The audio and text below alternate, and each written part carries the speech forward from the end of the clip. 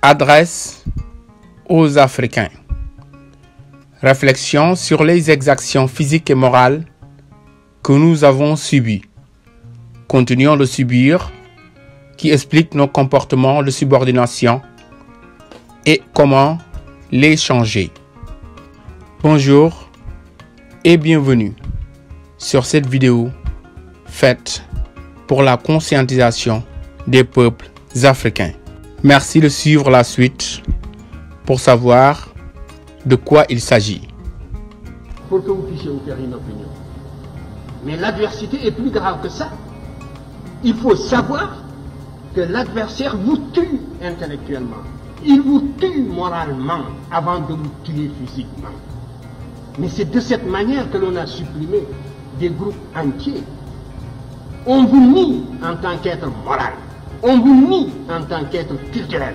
On ferme les yeux, on ne voit pas les évidences. On compte sur votre complexe, sur votre aliénation, sur le conditionnement, les réflexes de subordination et sur tant de facteurs de ce genre.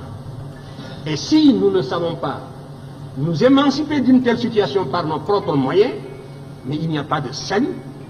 À ce moment-là, la question que vous me posez, vous y avez répondu, parce que vous avez répondu par les actes à l'infériorité, donc vous avez en quelque sorte prouvé ou supposé l'infériorité du monde noir, puisque la vérité doit lui venir de l'autre camp. Il faut faire attention. Moi, si je n'étais pas intimement persuadé de l'égalité des races, si je n'étais pas intimement persuadé de la capacité de chaque race de mener sa destinée intellectuelle et culturelle, je serais déçu. Que ferions-nous dans le monde s'il y avait réellement cette hiérarchisation intellectuelle? Mais il faudrait s'attendre à une disparition d'une manière ou d'une autre. Parce que le conflit, il est partout, il est à tous les niveaux, il est dans tous ces débats, il est jusque dans nos relations internationales les plus feutrées. Nous menons et on mène contre nous le combat le plus violent même que celui qui a conduit à la disparition de certaines espèces. Et il faut justement que votre sagacité intellectuelle aille jusque-là. Alors, donc... Je vais commencer par dire que le but de cette vidéo n'est ni pour se lamenter, encore moins pour se victimiser, mais pour faire l'histoire et la prospective. Quand on veut asservir un peuple, on lui fait croire qu'il est un être inférieur, un maudit, celui qui n'est capable de rien inventer. On lui dénie son histoire et sa culture. C'est comme cela qu'on a asservi le peuple noir. D'abord, par la falsification de livres saints, entre guillemets, pour leur faire croire qu'ils sont un peuple maudit. La plupart d'entre nous connaissent le récit de la malédiction de Cham, fils de Noé, qui serait l'ancêtre des Noirs et dont le père aurait maudit, lui et toute sa descendance. Ensuite, par la falsification de l'histoire, qui consiste à nous faire croire que nous n'avons rien créé, alors même que nous sommes fondateurs des civilisations suivantes, du Soudan nilotique, de l'Égypte ancienne, la plus grande de toutes, du Ghana, de Nokifé, du Zimbabwe, etc. Ils nous font croire que nous ne sommes inventeurs de rien, alors que nous leur avons enseigné les mathématiques, la philosophie et presque toutes les sciences. Écoutons Cheikh Anta Diop à ce sujet. Un mot seulement sur les savants qui ont été en Égypte pour s'initier. Le premier en date, c'est bien sûr Thalès. Au 6e siècle avant Jésus-Christ, Thalès est allé en Égypte. Lorsqu'on parle de Thalès qui fait des arpentages, n'est-ce pas, et des mesures devant la grande pyramide, c'est vraiment une idée grotesque. Il faut ignorer presque tout de la civilisation égyptienne pour pouvoir soutenir des légendes de ce genre. Mais ce qui est sûr, c'est que Thalès est allé en Égypte et qu'il s'est initié, n'est-ce pas, à la science égyptienne. Et à cette époque-là, la Grèce était à l'état fruste. Il ne faut pas l'oublier. La science égyptienne est née, justement, sous la protection de l'État. Elle s'est développée au service de l'État parce qu'elle était indispensable pour la maîtrise de la nature dans la vallée du Nil. Donc la science était une tradition africaine, égyptienne. Par contre, toute la tradition grecque s'opposait à l'innovation, il ne faut pas l'oublier. Pythagore, Socrate est mort en buvant la ciguë, et vous savez qu'on l'avait soupçonné tout simplement de s'écarter de la morale de la cité et d'adopter donc des idées universalistes qui risquaient de saper les bases institutionnelles de la cité grecque. La Grèce, même celle de Platon, n'a jamais dépassé le cadre d'une cité. L'Égypte avait créé, l'Afrique avait créé pour la première fois un État-territoire groupant plusieurs cités, avec des institutions particulières, avec une toute autre philosophie politique, qui s'oppose point par point à l'individualisme septentrional hérité des steppes eurasiatiques. Donc, c'est Thalès qui va d'abord en Égypte, qui s'instruit de la mathématique égyptienne et qui a introduit la géométrie en Grèce. Mais la science était une nouveauté en Grèce qui n'était pas acceptée par la religion et la tradition grecque. La société la plus intolérante de l'Antiquité jusqu'à la Révolution populaire, jusqu'au triomphe des plèbes, c'est la société grecque. Étudier les structures sociales et la répression féroce de tous les novateurs. Anaximandre a failli, Anaxagore a failli être tué. C'est parce qu'il était l'ami de Périclès. Et c'est Périclès qui l'a sauvé de justesse. Aristote s'est enfui, il a failli être tué. Platon s'est enfui, il a failli être tué. Socrate a été tué. Voilà la société grecque et son attitude à l'égard de ses savants. L'innovation philosophique, l'innovation scientifique, on n'en veut pas. Ce sont des notions étrangères aux structures sociales grecques. Jusqu'à la Révolution. L'élément porteur d'avenir de la société grecque, ce n'était pas son aristocratie.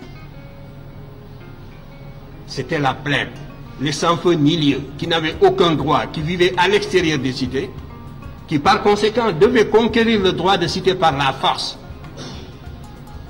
qui, tout le potentiel laïque et rationnel de la société grecque se trouvait chez la plèbe. Et c'est avec la montée des plèbes que la société grecque s'est laïcisée dans les conditions que l'on sait et sur lesquelles je ne peux pas m'étendre. Mais tout ceci pour dire donc qu'il y avait antinomie entre structure sociale grecque traditionnelle et science ou philosophie. Par contre, la science et la philosophie, c'est en Égypte qu'elle fleurissait, et en particulier la science. Et c'est en Égypte qu'il fallait aller la chercher. C'est la raison pour laquelle donc Thalès y est allé. Il a introduit la géométrie en Grèce à son retour. C'est ce que nous enseignent tous ses biographes. Et quand Pythagore est allé s'instruire auprès de Thalès, Thalès lui a enseigné tout ce qu'il avait appris en Égypte et lui a conseillé d'aller à son tour en Égypte. Pythagore s'était fait recommander du tyran de Samos à l'époque, et il est venu, c'était sous Amasis, le pharaon d'Égypte, qu'il a envoyé à Thèbes, à Héliopolis d'abord, et les prêtres d'Héliopolis lui ont dit qu'ils ne sont pas versés dans les sciences, il faut aller à Memphis. Il va à Memphis, les prêtres de Memphis le renvoient à Thèbes. Vous voyez, l'Égyptien n'était pas chaud pour divulguer la science. Il y avait plusieurs niveaux d'initiation. Et malheureusement, vous voyez, une civilisation qui se perd, n'est-ce pas, recèle, si vous voulez, les éléments fossoyeurs même ses propres éléments fossoyeurs, mais on ne s'en rend pas compte. Et cet esprit initiatique a perdu l'Égypte parce que l'Égypte était une civilisation élitiste. Alors Pythagore va à Thèbes pour se faire initier, et là aussi, on ne le reçoit pas, on le renvoie. On lui fait faire des travaux rébarbatifs qui ne servent à rien, de creuser des trous. Voilà. Et puis après, on lui dit de l'emblayer. Et il s'est prêté de bonne grâce à toutes ces brimades. Et finalement, les prêtres égyptiens l'ont pris en sympathie et ont décidé de l'initier. Voilà donc comment Pythagore a fini par vaincre la résistance égyptienne. Et ils l'ont rasé. Donc il y a tout un rituel auquel il s'est soumis. Et il a été initié. Et il est resté pendant 20 ans, 22 ans en Égypte. On ne reste pas dans un pays pendant 22 ans pour apprendre des recettes. Donc, le théorème dit de Pythagore, l'Égyptien le connaissait, c'est un des problèmes, c'est le problème numéro 6 du papyrus de Moscou. Je n'ai pas le temps de m'étendre sur tout cela. Dans la duplication du carré, il fallait absolument aboutir également au théorème, justement, de Pythagore. Et les Égyptiens ont défini une longueur qui permet de construire un carré double et qui est égal à A racine de 2, le nombre ira. Par conséquent, le double, la définition d'une longueur qui s'appelle le double Riemann et qui consiste précisément à réaliser la duplication du carré, cette seule définition d'une longueur dans la géométrie égyptienne, impliquant la connaissance à la fois de du côté et multiplié par racine de 2 pour avoir précisément la diagonale qui donne le côté du carré double, montre à n'en pas douter que l'Égyptien connaissait ce théorème et qu'il le démontrait sans chiffres, effectivement, et tant d'autres choses. Et par voie de conséquence aussi, les nombres irrationnels que l'on a attribués à Pythagore. Ainsi donc, c'est comme ça que Pythagore est resté si longtemps en Égypte pour s'instruire. Et les Égyptiens ont souvent dit, que souvent, Diodore l'a relaté, que les Grecs, une fois rentrés chez eux, s'attribuent toutes les sciences qu'ils ont apprises en Égypte. Ce n'était pas un secret. Mais, parmi tous les Grecs qu'ils ont initiés, c'est Pythagore qu'ils aimaient le plus parce que c'est Pythagore qui avait gardé dans son enseignement l'aspect symbolique de l'enseignement égyptien. L'Égyptien était extrêmement symboliste dans la transmission de leurs sciences et Pythagore avait gardé cet aspect. Nous avons retrouvé les signes pré-algébriques qu'utilisait Pythagore, et en tout cas les pythagoriciens, parce que Pythagore n'a pas écrit, ses écrits n'ont pas survécu. Mais les pythagoriciens de Crotone, n'est-ce pas, on a retrouvé les signes pré-algébriques qu'ils utilisaient et qui sont des signes hiéroglyphiques égyptiens qui montrent à n'en pas douter également, n'est-ce pas, l'influence de l'Égypte sur la science grecque. Alors, tout cela, de la même façon, montre que la Grèce est allée s'initier en Égypte. Et mieux, même les savants qui n'avaient pas fait le voyage, souvent l'inventaient. C'est dire aussi que les Grecs ne se mettaient pas sur le même plan que l'Égypte. Et même vaincue, l'Égypte restait l'institutrice de toutes les vieilles jeunes civilisations montantes de la Méditerranée septentrionale. C'est Platon, Strabon, qui était un grand savant de l'Antiquité,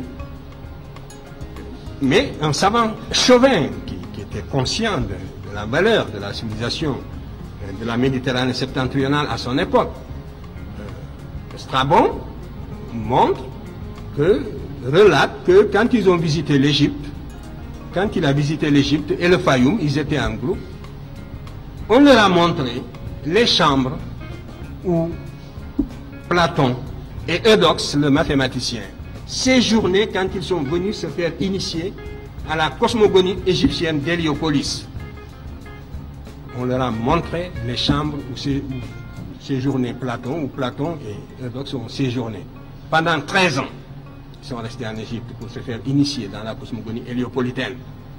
Et si vous voulez en avoir une preuve palpable, relisez le Timée de Platon, où justement sa cosmogonie est consignée, et relisez la cosmogonie héliopolitaine. Vous ne pouvez pas comprendre les lacunes et les obscurités de Platon si vous ne relisez pas, si vous ne prenez pas côte à côte, n'est-ce pas, lisez pas, n'est-ce pas, parallèlement, la cosmogonie héliopolitaine et le Timée de Platon. Mais alors toutes les obscurités s'éclairent d'une lumière singulière. C'est un peu ce que j'ai essayé de faire dans Civilisation ou Barbarie. Donc, les éléments ne manquent pas pour retracer justement cette influence que l'Égypte a eue sur la Grèce en particulier et sur l'Occident d'une façon générale. Et les Latins, qui avaient moins de contact avec les Égyptiens, n'ont rien apporté aux sciences exactes. Voilà aussi une contre-preuve. Sur le plan culturel, ils nous disent que nous n'avons aucune culture, que nos langues sont des dialectes, alors que nous avons connu l'écriture et toutes les connaissances avant eux. C'est à peu près le processus qu'ils ont utilisé pour soumettre le peuple noir à l'esclavage, à la colonisation, au néocolonialisme, à l'assimilation, dont même beaucoup de nos intellectuels et dirigeants n'ont pas échappé. C'est ce qui explique aujourd'hui le fait que nos dirigeants cèdent tout aux étrangers. Ce sont des réflexes de subordination qui sont des replis de notre âme, de notre substance, pour reprendre toujours les termes de Cheikh Anta Diop. Après toutes ces exactions que le peuple noir a subies et continue de subir, que faut-il faire? Au préalable, prendre conscience par une formation adéquate, car l'inconscient ne peut rien faire ni rien changer. Cheikh Anta Diop nous a aussi parlé dans ce sens. À formation égale, la vérité triomphe. Pour beaucoup, la formation signifie simplement fréquenter les écoles et ou les universités. Aujourd'hui, nous sommes dans un monde de libéralisation de la connaissance. Cette dernière n'est plus l'apanage de qui que ce soit. Donc, on peut se former de plusieurs manières, comme regarder des vidéos comme celle-ci qui nous aident à nous conscientiser, mais aussi la formation renferme aussi bien l'éducation que l'instruction. Éduquons-nous, éduquons nos enfants, nos frères, nos amis, bref, tout notre entourage et notre peuple à arracher notre patrimoine culturel, pour reprendre toujours les propos de Cheikh Anta Diop. Ensuite, changeons de mentalité et de manière d'être. Arrêtons de nous battre, de nous détester en tant qu'Africains. Nous sommes un même peuple. Nous partageons la même histoire et la même culture. Prenons conscience de tout cela et transformons-le en force en nous unissant. Cheikh Anta Diop nous a aussi dit dans les fondements économiques et culturels d'un État fédéral d'Afrique noire, que vous pouvez aussi écouter sur cette chaîne, que l'idéal pour nos peuples serait de créer un État fédéral, ou au moins de signer des accords communs d'exploitation de nos ressources. Nous avons toutes les richesses et le marché pour vendre. Notre continent compte plus d'1 milliard de personnes et il n'existe nulle part au monde les ressources que nous avons. Mais on continue de nous faire croire que nous sommes pauvres et nous l'acceptons. Tout ce que nous avons dit ne sera possible que lorsque nous allons prendre conscience de nous-mêmes.